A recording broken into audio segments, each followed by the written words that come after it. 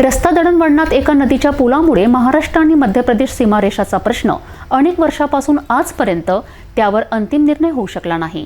अचलपूर तालुक्यातील शेवटच्या टोकावर महाराष्ट्र आणि मध्य प्रदेश या दोन राज्याच्या सीमारेषा येत आहेत। याच दोन राज्याच्या मधात ब्रिटिशकालीन बांधकाम असलेल्या एका अडना नदी पुलाच्या एका टोकावर असलेल्या दत्त मंदिरजवळ अचलपूर बांधकाम विभागाने महाराष्ट्र सीमा समाप्त असे फलक लावले, तर दुसऱ्या टोकावर बैतूल जिल्ह्यातील भैंसदेही बांधकाम विभागाने मध्य प्रदेश सीमा समाप्त असे फलक लावले। मग मधातील नदीचा पूल कोणाच्या हद्दीत हे उत्तर दोन्ही राज्य शासन देण्यास तयार नाही। याच पुलाच्या मधात 15 वर्षापूर्वी अमरावतीच्या एका व्यापाराला चाकूने हल्ला करून लूटमार केली। दोन्ही राज्यात संपर्क साधून तक्रार देण्याचा प्रयत्न केला असता दोन्ही राज्यातील पोलिसांनी पूल आमच्या हद्दीत येत नसल्याचे स्पष्ट केलेत। अद्यापही त्या प्रकरणाचा तपास कामाला सुरुवात झाली नाही। याच प्रकारामुळे पुलाची दयनीय अवस्था झाल्याने केव्हाही येथे भीषण अपघात घडू शकतो। याच अडना नदीच्या पुलाचा दोन राज्याच्या सीमारेषा वादाचा स्पेशल वृत्तांत सिटी न्यूज प्रतिनिधी नितीश किल्लेदार यांच्या माध्यमातून बघू। नमस्कार, आज आपण आहोत महाराष्ट्र मध्य प्रदेशच्या सीमेवर। तर आपण आज पुलावर उपस्थित आहोत। हा पूल ऐतिहासिक पूल आहे आणि ब्रिटिश काळातील पूल हा आहे। तर या पुलाच्या भिंती आपल्याला अतिशय जर्जर दिसून येत आहेत आणि इथे वाहतुकीसाठी सुद्धा ही अतिशय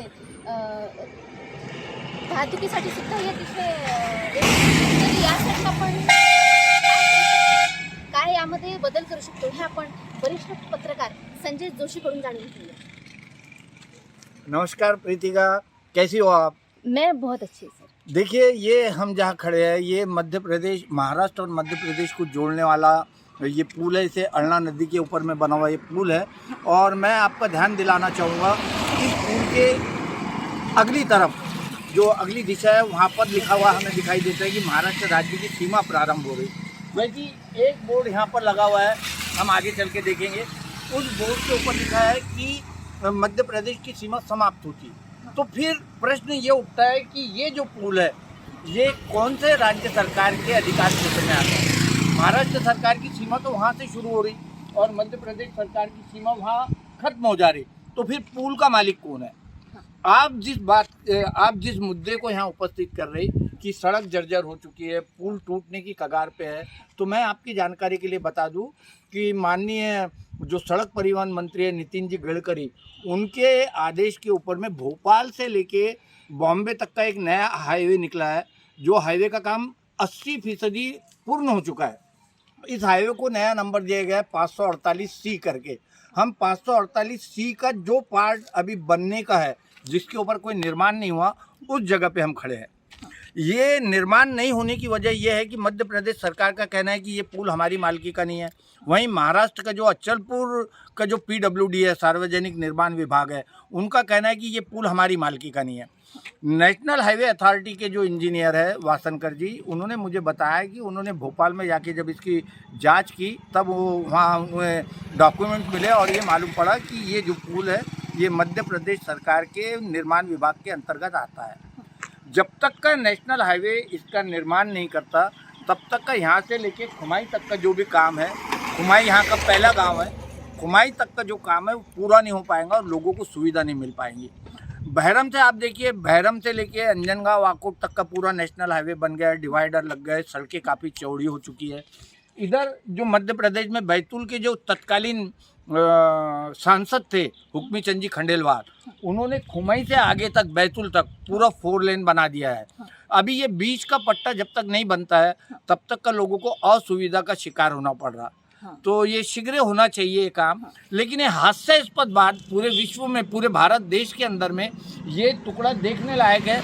यहाँ एक पुल की मालकी किस राज्य सरकार की है किसी को नहीं पता। आप दोनों बोर्ड देखेंगे तो आपको इसका खुद ही एक उदाहरण प्रारंभ हो रही, वहाँ मध्य प्रदेश की सीमा खत्म हो रही, तो पुल का मालिक कौन है? आसमान से गिरा। तो ये पुल क्या आसमान से गिरा या अंग्रेज छोड़ के गए थे और ये क्या नो मैन लैंड है? यहाँ किसी का शासन नहीं है, ये सारी मुद्दे यहाँ उपस्थित हो रहे हैं। तो मध्य प्रदेश और महाराष्ट्र की सरकार ने इस पे चिंतन मनन करना चाहिए, ऐसी एक मेरी महत्वपूर्ण डिमांड है। सवाल है संजय जी, कहा जाता है एक समय था जब आप पत्रकारिता के अंदर जब यंग थे, उस समय एक घटना हुई थी यहाँ पर, शायद लूटपाट डकैती की घटना हुई थी, क्या क्या जी हाँ, कहेंगे? ये अमरावती के एक व्यापारी थे, वो इधर से बैतूल भैंसदेई की तरफ से वसूली करके लौट रहे थे। तो उन्हें इसी पुल के ऊपर में उनकी कार को रुकाकर उनके पास में जो नकदी थी वसूली की, वो वसूली छीन ली गई थी। उनको चाकू से उनके ऊपर में हमला भी किया गया था। और वो ये जो हद है यहाँ पर कैसा होता है, इन्होंने बड़ा अच्छा प्रश्न किया किलेदार जी ने। यहाँ पर जब कभी कोई अपराध घटता है तो यहाँ का नज़दीकी थाना है मध्य प्रदेश का भैंसदेई, और महाराष्ट्र का नज़दीकी थाना है शिरजगांव कस्बा। इस पुल के ऊपर कोई अपराध घट जाए तो मध्य प्रदेश और महाराष्ट्र की पुलिस में जंग छिड़ जाती। महाराष्ट्र की पुलिस कहती कि वो हमारे एरिया में नहीं है, और मध्य प्रदेश की पुलिस बिल्कुल पल्ला झाड़ देती कि वो अपराध जो हुआ वो मध्य प्रदेश की सीमा में नहीं हुआ। तो इस प्रकार की घटनाएं होने से जो पीड़ित व्यक्ति रहता, वो पीड़ित व्यक्ति के पास में प्रश्न निर्माण हो जाता कि उसने किस थाने में जाके रिपोर्ट देना चाहिए। सही बात। तो ये भी एक प्रश्न है कि अपराध की दृष्टि से, अपराध पे कंट्रोल करने की दृष्टि से, महिलाओं की सुरक्षा की दृष्टि से और इंफ्रास्ट्रक्चर खड़ा करने की दृष्टि से इसका एक मालक होना जरूरी है। ये महाराष्ट्र में है या मध्य प्रदेश में है, ये तय करना बहुत जरूरी है। उठाएंगी, मुझे जो जानकारी, मैं आपसे जानकारी सबमिट कर रहा हूँ कि माननीय नितिन जी गडकरी, वो बहुत बड़े नेता है, दिल्ली में पदस्थ है, दिल्ली से काम देखते। तो नितिन गडकरी जी ने एक इमीडिएट एक्शन लेते हुए महाराष्ट्र या मध्य प्रदेश कौन इसका मालिक है, इसका निर्णय लेना चाहिए। और ये निर्णय तो हाउस में लिया जाएगा कि हाउस के अंदर निर्णय लेके इसके ऊपर में एक मोहर लगनी चाहिए कि इस पुल की जो मालकी है वो मध्य प्रदेश सरकार की है या महाराष्ट्र की। उससे जब गुजरते हैं और एखादा कोई बड़ा वाहन जो गुजरता है यहाँ से, कोई तो बस, ये दर करता है। यहाँ पे कैसा जोर आता है, जोर हानि हो जाती है। कहाँ पे कोई समझ में नहीं आता कुछ क्या होगा। क्या शुभ नाम है आपका? मेरा नाम खौले।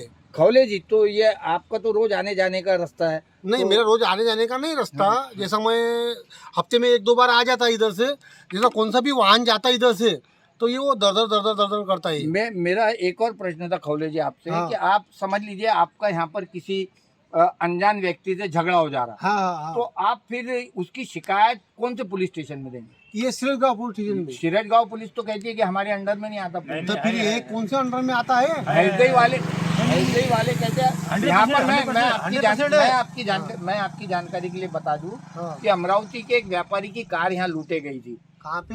यहाँ पर कोई 15-1 साल पहले वो भैंसदेई से वसूली करके आ रहे थे, यहाँ रोका गया था। जैसा हमारे सिंधी के जो ऑफिसर थे, गायकवाड़ साहब थे सिंधी के, जैसा उनकी ड्यूटी अपने यहाँ पर थे शिवा स्टेशन में। अपने नागझीर का जो जंगल है, जैसा उनकी वहाँ पर मौत हो गई थी। प्रदेश सीमा समाप्त लिखे वाला है, ये यहाँ पर ये समाप्त लिखे वाला है, और वहाँ वो बोर्ड पे लिखे वाला है भारत की सीमा प्रारंभ। आएगी नहीं आएगी? अभी देखो ये सीमा प्रारंभ मध्य प्रदेश, हाँ, थाना भैंसदेई, हाँ सर। और यहाँ मध्य प्रदेश सीमा समाप्त।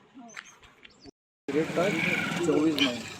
आप देख रहे हैं यहाँ पर ministry of road transport and highway government of India का बोर्ड लगा है, through public works department government of Maharashtra, जिसमें ये जो रोड का नाम है, क्या है जोशी जी, रोड का नाम क्या है? Rehabilitation and upgradation of Anjangaon to Betul MP state border section national highway 548C,